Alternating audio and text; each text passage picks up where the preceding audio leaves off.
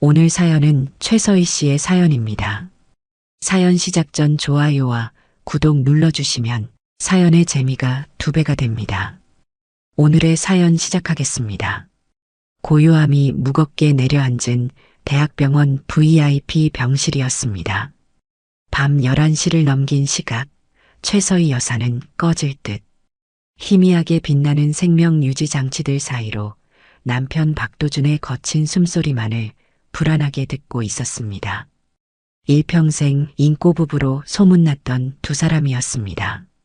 자수성가하여 대성그룹을 일군 남편 박도준은 늘 자신감 넘치고 위풍당당했지만 열흘 전 갑작스레 터져버린 뇌혈관은 그를 꼼짝없이 침상에 묶어둔 채 말 한마디 제대로 못하는 식물인간 같은 상태로 내몰았습니다. 최서희 여사는 남편의 메마른 손을 잡고 밤낮으로 그의 곁을 지켰지만 절망감은 좀처럼 가시지 않았습니다.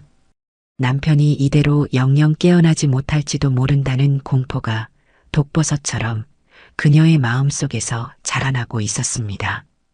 그날은 유난히 병실안 공기가 차고 을씨년스러웠습니다. 최서희 여사는 병원 복도에서 들려오는 규칙적인 발소리와 멀리서 간헐적으로 울리는 응급 호출음에도 쉽게 잠들지 못하고 뒤척였습니다. 며칠 전부터 새로운 야간 간병인 문가영의 존재 또한 그녀의 신경을 날카롭게 만들었습니다. 30 초반으로 보이는 문가영은 희다못해 창백한 피부에 감정을 읽을 수 없는 깊은 눈을 가진 여자였습니다. 낮에는 과하다 싶을 정도로 친절했지만 어둠이 내리면 어딘지 모르게 음산한 기운을 풍겨 최서희 여사를 본능적으로 불편하게 했습니다. 새벽 2시를 갓 넘겼을까 약기운에 겨우 선잠에 빠져들었던 최서희 여사는 온몸을 애는 듯한 한기에 소스라치게 놀라 눈을 떴습니다. 심장이 방망이질 치듯 거칠게 뛰었습니다. 무언가 아주 잘못되었다는 불길한 예감이 엄습했습니다. 떨리는 시선으로 남편 박도준의 침대를 확인한 순간 최서희 여사는 숨이 멎는 듯한 광경을 목격했습니다. 간병인 문가영이 남편의 침상 머리맡에 그림자처럼 서서 기이한 행동을 하고 있었던 것입니다. 그녀는 작은 은장도로 박도준의 왼쪽 새끼손가락 끝을 살짝 그어 흐르는 피 한 방울을 받아냈습니다. 그리고 그 피를 손바닥만한 사람 형상을 한 검붉은 헝겊 인형의 심장 부위에 조심스럽게 떨어뜨렸습니다. 인형은 마치 저주를 품은 주물처럼 섬뜩한 기운을 내뿜고 있었습니다.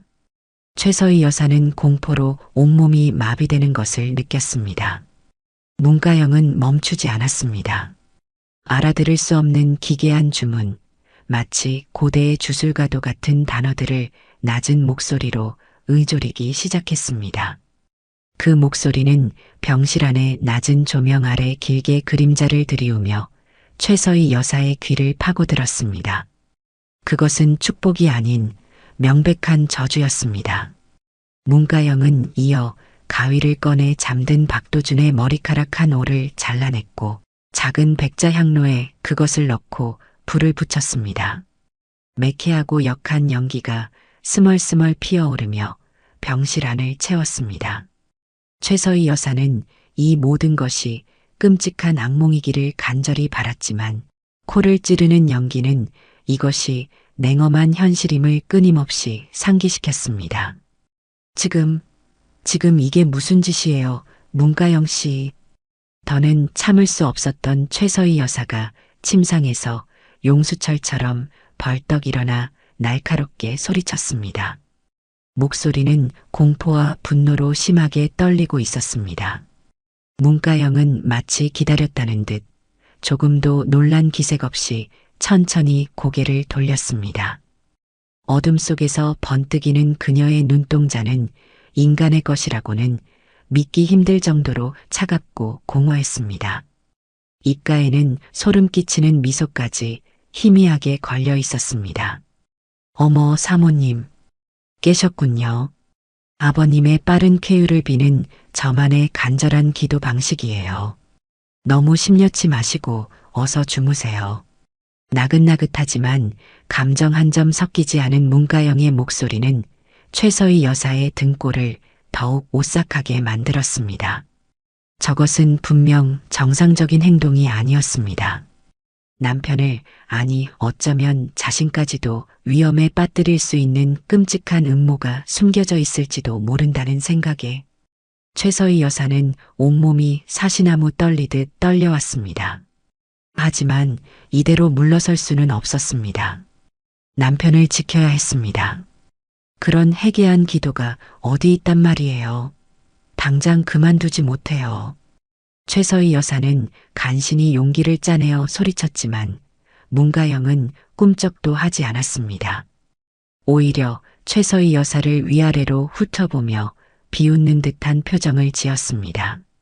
사모님이야말로 아버님께 뭔가 숨기는 게 있으신 것 같은데요. 밤낮으로 곁을 떠나지 못하시는 모습이 마치 큰 죄라도 지으신 것처럼 보이기도 하고요. 그 말은 최서희 여사의 가슴에 비수처럼 날아와 꽂혔습니다.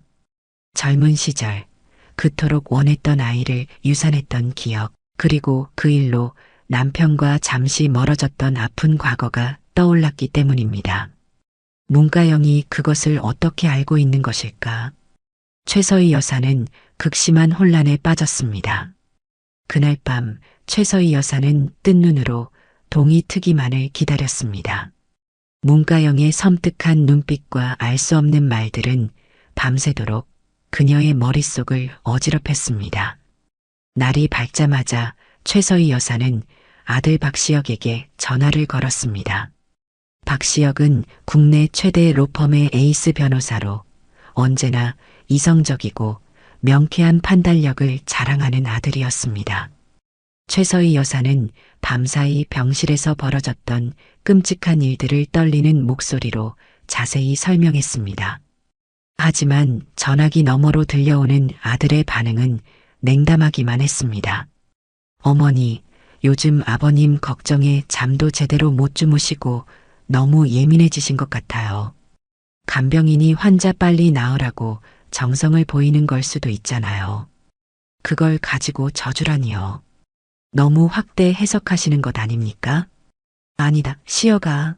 내 눈으로 똑똑히 봤어. 그건 단순한 정성이 아니었어. 마치 악마에게 영혼이라도 파는 의식 같았단 말이다.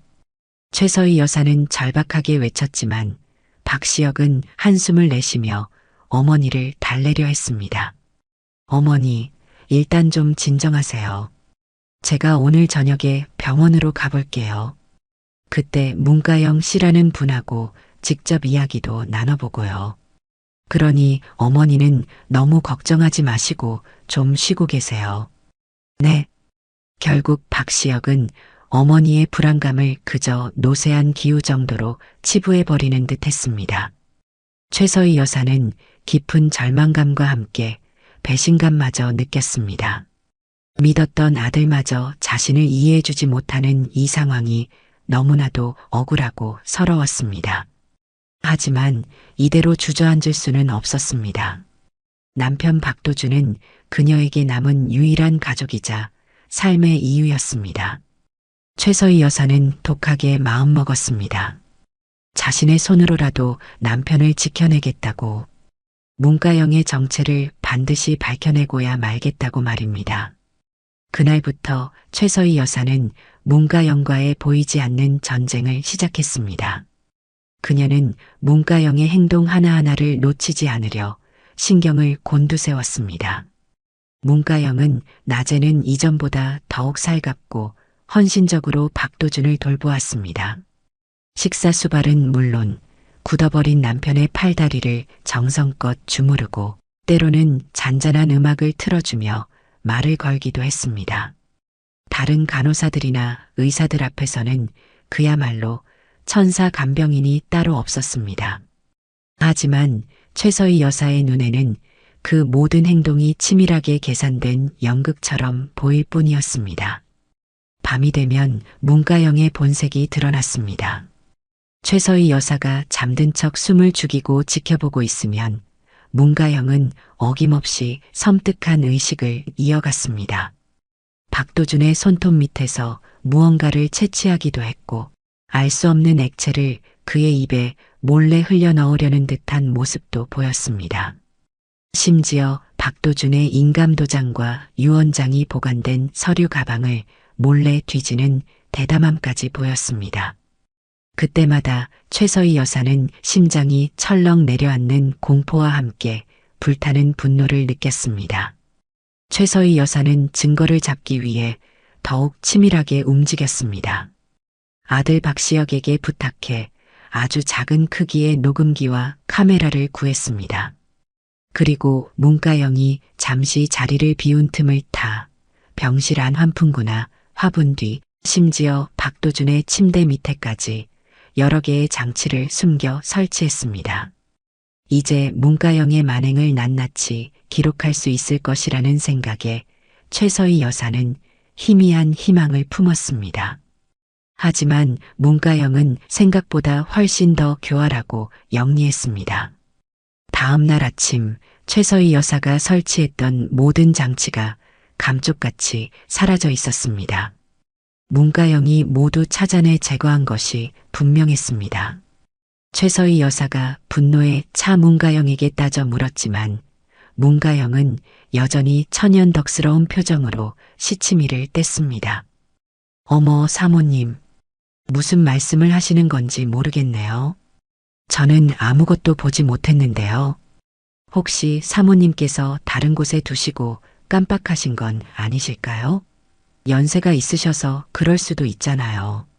문가영은 오히려 최서희 여사를 조롱하며 그녀의 기억력과 판단력을 의심하는 듯한 말을 서슴지 않았습니다. 최서희 여사는 치밀어 오르는 분노를 간신히 억누르며 이를 갈았습니다. 문가영은 보통 내기가 아니었습니다. 그녀의 뒤에는 무언가 거대한 음모가 숨겨져 있을지도 모른다는 불길한 예감이 들었습니다. 최서희 여사는 더 이상 혼자 힘으로는 문가영을 상대할 수 없다고 판단했습니다.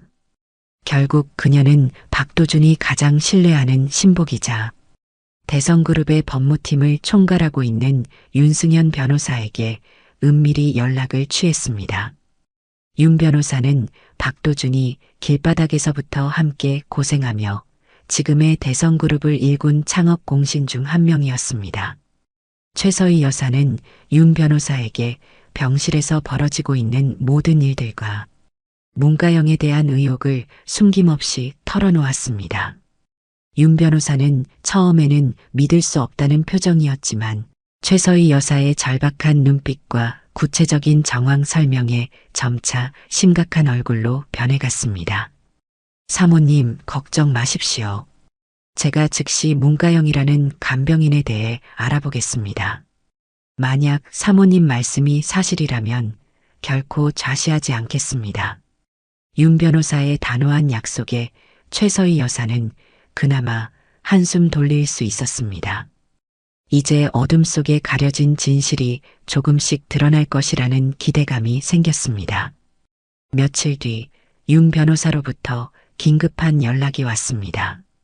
그의 목소리는 잔뜩 가라앉아 있었습니다. 사모님, 문가영에 대한 조사가 끝났습니다. 그런데 충격적인 사실을 알아냈습니다.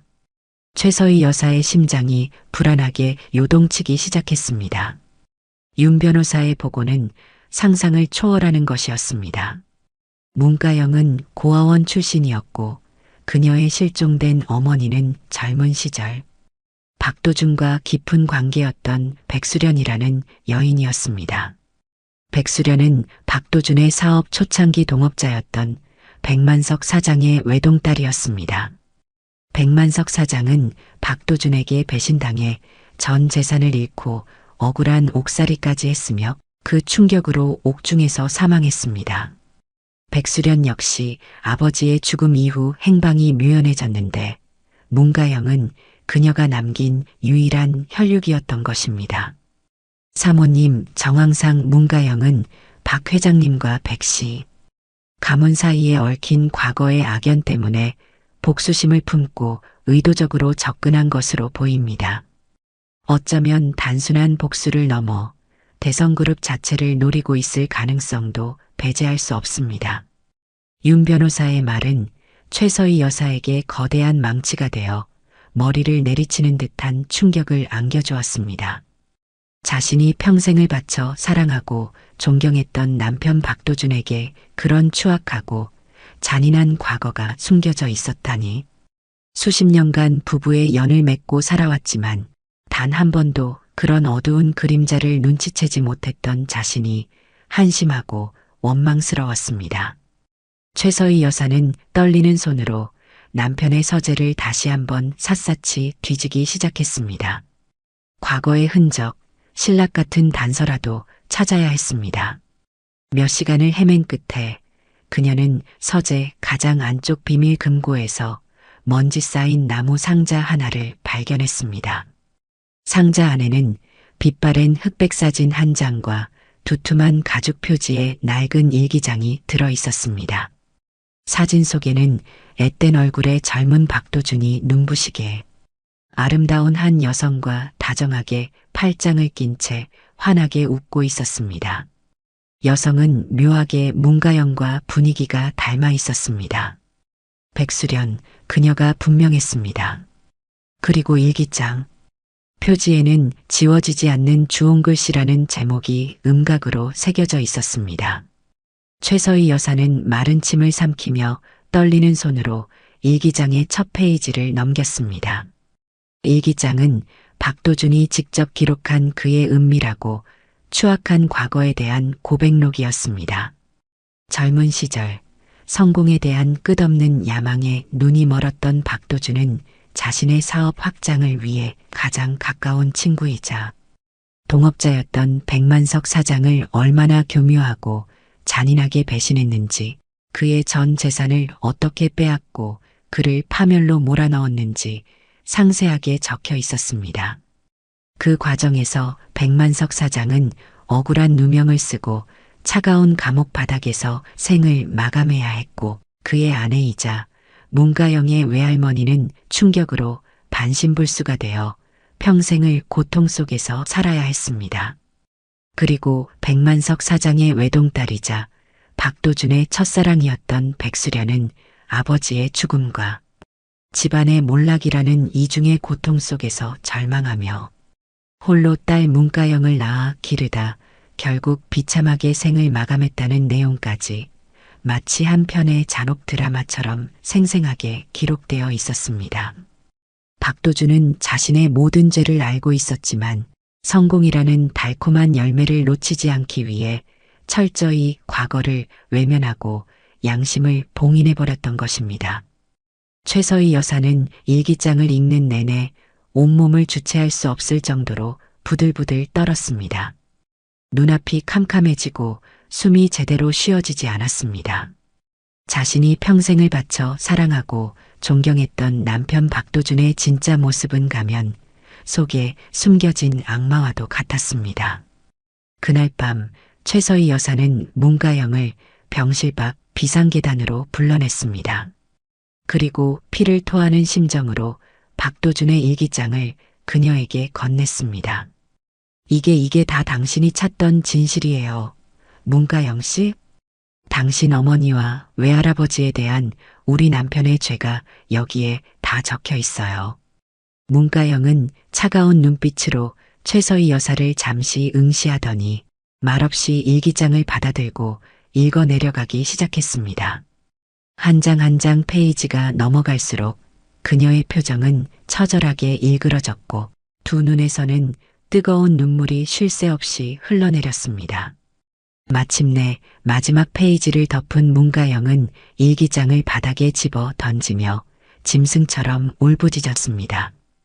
그래요. 이게 다 사실이에요.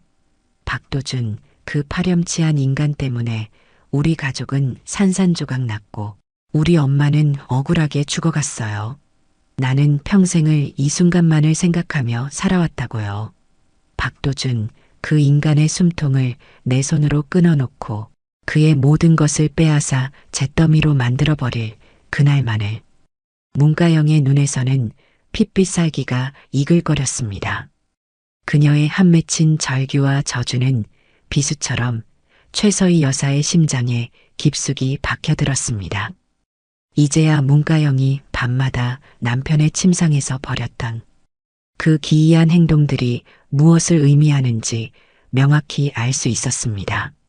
그것은 수십 년간 응어리진 복수심과 원한이 담긴 죽은 어머니의 넋을 달래는 동시에 박도준을 파멸로 이끌기 위한 처절한 저주의 의식이었던 것입니다. 문가영의 무서운 복수심을 직접 확인한 최서희 여사는 깊은 절망과 고뇌에 휩싸였습니다. 남편 박도준이 저지른 죄는 용서받을 수 없는 것이었지만 그렇다고 해서 문가영의 끔찍한 복수를 그대로 방치할 수도 없는 노릇이었습니다. 최서희 여사는 아들 박시혁에게 이 모든 충격적인 사실을 털어놓았습니다. 박시혁은 처음에는 아버지의 추악한 과거에 대한 배신감과 혐오감에 몸서리쳤지만 곧 냉철한 변호사로서의 이성을 되찾고 어머니와 함께 이 위기를 헤쳐나가기 위해 고민하기 시작했습니다. 박시혁은 문가영의 주변을 더욱 면밀히 조사했고 그 과정에서 문가영이 단순히 감정적인 복수심에만 사로잡힌 것이 아니라 박도준의 막대한 재산을 상속받기 위해 치밀한 계획을 세우고 있다는 증거들을 추가로 확보했습니다. 문가영은 박도준의 숨겨진 재산 목록을 파악하기 위해 의도적으로 간병인으로 위장 취업했고 밤마다 벌였던 저주의식은 박도준에게 심리적 압박을 가해 그의 병세를 악화시키려는 목적도 포함되어 있었던 것입니다. 최서희 여사와 박시혁은 이대로 상황을 방치했다가는 정말 돌이킬 수 없는 파국을 맞이할 수도 있다고 판단했습니다. 문가영의 복수는 어떤 의미에서는 정당성을 가질 수도 있었지만 그녀가 계획하고 있는 범죄 행위까지 용납할 수는 없었습니다. 바로 그때 윤승현 변호사로부터 또다시 긴급한 연락이 왔습니다. 문가영이 과거 머물렀던 허름한 자취방을 수색하던 중 그녀의 어머니 백수련이 죽기 전에 남긴 것으로 보이는 빛바랜 편지 한 통을 발견했다는 것이었습니다. 편지는 문가영에게 보내는 마지막 유서 형식이었습니다. 그리고 그 편지에는 그 누구도 상상하지 못했던 또 다른 엄청난 비밀이 숨겨져 있었습니다. 사랑하는 내 딸 가영아, 부디 이 못난 어미를 용서해다오. 내게 평생토록 말하지 못한 비밀이 있단다. 사실 내 외할아버지를 배신하고 우리 가족을 파멸로 몰아넣었던 그 동업자 박도준. 그 사람이 바로 내 생부란다. 최서희 여사는 편지의 내용을 읽고 그 자리에 그대로 얼어붙고 말았습니다. 문가영이 박도준의 친딸이라고? 그렇다면 박도준은 젊은 시절 자신의 첫사랑이었던 백수련을 임신시킨 후 더 큰 성공과 사회적 야망을 위해 그녀와 뱃속의 아이까지 비정하게 버렸다는 이야기가 됩니다. 문가영이 밤마다 남편의 침상에서 벌였던 그 소름 끼치는 행동들은 친아버지에게 버림받고 평생을 고통 속에서 살아온 딸의 사무친 원한과 슬픔, 그리고 자신의 존재를 어떻게든 아버지에게 각인시키려 했던 처절한 몸부림이자 피맺힌 저주였던 것입니다. 최서희 여사는 이제 남편을 보호해야 한다는 생각과 이 기구하고도 잔인한 운명의 굴레에 갇힌 딸, 그리고 남편이 저지른 또 다른 천인공노할, 죄악을 어떻게 감당해야 할지에 대한 극도의 혼란과 절망 속으로 끝없이 추락했습니다.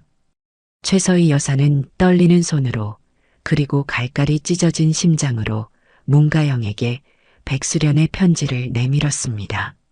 문가영은 믿을 수 없다는 표정으로 편지를 받아들고 한자 한자 읽어내려갔습니다. 그녀의 얼굴은 종이장처럼 하얗게 질려갔고 두 눈에서는 쉴 새 없이 뜨거운 눈물이 폭포수처럼 쏟아져 내렸습니다. 자신이 그토록 증오하고 저주를 퍼부었던 박도준이 자신의 인생을 송두리째 망가뜨린 원수가 바로 자신의 친아버지였다는 사실은 그녀의 남은 이성마저 완전히 마비시키는 듯 했습니다. 아니야, 이건 전부 거짓말이야. 우리 엄마가 나한테 이런 끔찍한 비밀을 숨겼을 리가 없어. 이건 다 조작된 거야. 문가영은 현실을 송두리째 부정하며 미친 사람처럼 울부짖었습니다. 그녀의 처절한 절규는 병원 복도를 가득 메웠습니다. 바로 그 순간 기적과도 같은 일이 벌어졌습니다. 열흘 넘게 의식불명 상태였던 박도준이 갑자기 눈을 번쩍 뜬 것입니다. 그리고 아주 힘겹게 그러나 분명하게 쉰 목소리로 문가영의 이름을 불렀습니다. 가 영 안에 따라. 박도준의 눈에는 깊은 회한과 고통, 그리고 뒤늦게나마 딸을 향한 애틋함과 미안함이 범벅이 되어 있었습니다. 문가영은 그 자리에 얼어붙은 듯 미동도 없이 서서 수십 년 만에 처음으로 자신을 딸이라 부르는 친아버지 박도준을 멍하니 바라볼 뿐이었습니다. 수십 년간 굳게 닫혀있던 비극적인 운명의 문이 마침내 서서히 열리려는 순간이었습니다. 박도준은 아주 느리고 힘겹게 그러나 단어 하나하나에 진심을 담아 지난날의 과오를 토해내기 시작했습니다. 젊은 시절 불타는 야망과 성공에 대한 조급증으로 눈이 멀어 첫사랑이었던 백수령과 뱃속의 아이까지 매몰차게 버렸던 자신의 어리석고 잔인했던 과거를 처절하게 참회했습니다. 백수련이 임신했다는 사실을 알면서도 외면했던 것은 아니었지만 결과적으로는 그들을 지옥으로 내몬 것이나 다름없다며 피눈물을 흘렸습니다. 그리고 사업 파트너였던 백만석 사장을 배신했던 것 또한 당시에는 어쩔 수 없는 선택이었다고 변명했지만 결국은 자신의 탐욕 때문이었음을 인정하며 평생을 죄책감과 악몽 속에서 살아왔다고 고백했습니다. 박도준은 만신창이가 된 몸을 간신히 일으켜 문가영에게 무릎이라도 꿇고 사죄하고 싶은 심정이었습니다. 문가영은 친아버지 박도준의 처절한 고백 앞에서 완전히 무너져 내렸습니다. 평생을 아버지 없는 사생아로 손가락질 받으며 어머니의 억울한 죽음에 대한 복수심 하나만으로 독하게 살아왔던 그녀의 삶이 송두리째 부정당하고 산산조각 나는 순간이었습니다. 그토록 죽이고 싶도록 증오했던 원수가 실은 단 한 번도 따뜻한 정을 느껴보지 못했던 자신의 생부였다는 잔인한 진실 앞에서 그녀는 어떻게 해야 할지 알 수 없었습니다. 최서희 여사 역시 남편의 또 다른 배신과 추악한 과거에 치가 떨리고 심장이 갈갈이 찢어지는 듯 했지만 동시에 평생을 양심의 가책과 번민 속에서 살아왔을 남편과 이 기구하고도 비극적인 운명의 굴레에 갇혀버린 문가영 두 사람 모두에게 깊은 연민과 슬픔을 느꼈습니다. 바로 그때 병실 문이 조용히 열리고 뜻밖의 인물이 휠체어를 탄 채 안으로 들어왔습니다. 과거 박도준 집안의 모든 대소사를 관리했고 박도준의 사업 초창기부터 그의 모든 비밀을 알고 있었던 충직한 늙은 집사 노마님이었습니다. 윤승현 변호사가 수소문 끝에 찾아낸 마지막 히든카드이자 모든 진실의 조각을 맞춰줄 유일한 증인이었습니다. 노마님은 떨리는 목소리로 그러나 단호하게 마지막 충격적인 진실을 폭로하기 시작했습니다. 회장님, 사모님, 그리고 가영 아가씨 사실 이 모든 비극의 시작과 끝에는 회장님과 아가씨, 모녀의 인생을 송두리째 망가뜨린 진짜 악마가 따로 있었습니다. 노마님의 증언은 그야말로 경천동지할 만한 것이었습니다. 사실 문가영의 어머니 백수련을 죽음으로 내몰고 박도준과 백만석 사장 사이를 이간질하여 두 집안 모두를 파멸 직전으로 몰고 갔던 진짜 원흉은 박도준의 가장 친한 친구이자 사업상 라이벌이었으며 과거 최서희 여사에게까지 의도적으로 접근하여 그녀의 가정을 파탄 내려 했던 악마 같은 기업 사냥꾼 강태준이었다는 것입니다. 강태준은 박도준의 성공을 시기하고 질투하여 그의 가장 큰 약점이었던 백수련 모녀를 철저히 이용하여 박도준을 사회적으로 매장시키고 대성그룹을 통째로 삼키려 했던 것입니다.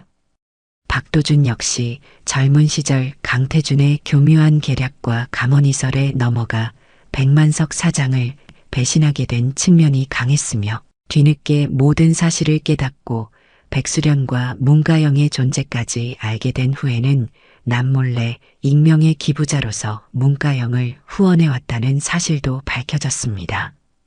그리고 박도준이 이번에 갑자기 쓰러지게 된 결정적인 이유 역시 단순한 뇌출혈이 아니라 이 모든 죄책감과 절망감 그리고 강태준에 대한 분노 속에서 다량의 수면제를 복용하여 스스로 생을 마감하려 했던 극단적인 선택의 후유증이었다는 사실까지 낱낱이 드러났습니다.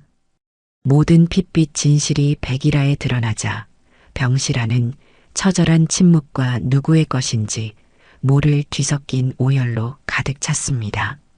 문가영은 자신의 복수가 완전히 잘못된 대상을 향했음을 깨닫고 차가운 병실 바닥에 주저앉아 어린아이처럼 통곡했습니다. 박도준은 말없이 뜨거운 눈물만 하염없이 흘렸고 최서희 여사는 이 모든 기막히고 잔인한 운명의 장난 앞에서 간신히 마지막 남은 이성의 끈을 붙잡고 있었습니다. 평생을 바쳐 쌓아 올린 모든 것이 한낱 신기루처럼 허무하게 부서져 내리는 듯 했습니다. 최서희 여사는 한참 동안 아무 말 없이 바닥에 쓰러져 울고 있는 문가영을 그저 착잡한 심정으로 바라보았습니다. 한때는 저주와 복수심으로 살기등등하게 일그러졌던 문가영의 아름다운 얼굴 위로 이제는 깊디 깊은 슬픔과 절망 그리고 처절한 후회만이 남아 있었습니다. 최서희 여사는 천천히 아주 천천히 문가영에게 다가가 떨리는 손을 내밀었습니다. 가영아, 아니, 이젠 너를 어떻게 불러야 할지조차 모르겠구나. 내 아비가 저지른 죄악과 그리고 이 모든 얽히고 설킨 잔인한 운명의 장난 앞에서 내가 너를 온전히 용서한다고 그리고 내 딸로 받아들인다고 감히 말할 수는 없을 것 같다. 하지만 너 역시 이 끔찍한 비극의 또 다른 가련한 희생자라는 것을 이제는 너무나도 잘 알겠다. 그리고 내 남편 박도준의 피를 이어받은 너를 이 차가운 세상에 홀로 내팽개쳐 둘 수는 더더욱 없을 것 같구나. 최서희 여사의 목소리는 미세하게 갈라졌지만 그 안에는 단순한 동정이나 연민을 넘어선 증오와 애증, 가리고 신락같이 가냘픈 희망의 불씨가 함께 뒤섞여 있었습니다. 그것은 완벽한 용서도 동화 같은 해피엔딩도 아니었습니다. 그저 깊은 상처를 입은 영혼들이 서로의 존재를 마지못해 인정하고 위태롭고 불안하지만 그럼에도 불구하고 함께 앞으로 나아가려는 처절하고도 슬픈 몸부림이었습니다. 아들 박시혁은 말없이 다가와 어머니 최서희 여사의 앙상한 어깨를 가만히 감싸 안았습니다. 그의 젊은 눈에도 평생 짊어지고 가야 할 아버지의 원죄와 새롭게 알게 된 이복 여동생의 존재에 대한 복잡하고 무거운 감정이 교차하고 있었습니다. 하지만 그는 이 모든 시련의 무게를 감당하기로 결심한 어머니의 고뇌에 찬 결정을 묵묵히 지지하기로 마음먹은 듯 보였습니다. 박도준은 병상에 누운 채 자신의 두 여인, 아내 최서희와 딸 문가영의 모습을 힘겹게 바라보았습니다. 그의 텅 빈 눈가에서 뜨거운 회한의 눈물이 하염없이 흘러내렸습니다. 그의 일생은 화려한 성공으로 포장되었지만 그 속은 철저히 실패하고 망가져버린 공허한 삶이기도 했습니다. 최서희 여사는 문가영의 차가운 손을 잡았습니다. 따뜻하지도 그렇다고 완전히 차갑지도 않은 그저 서로의 깊은 상처와 아픔을 말없이 확인하는 듯한 미지근하고 서글픈 온기였습니다. 창밖은 어느새 어둠이 걷히고 희미한 여명이 밝아오고 있었습니다.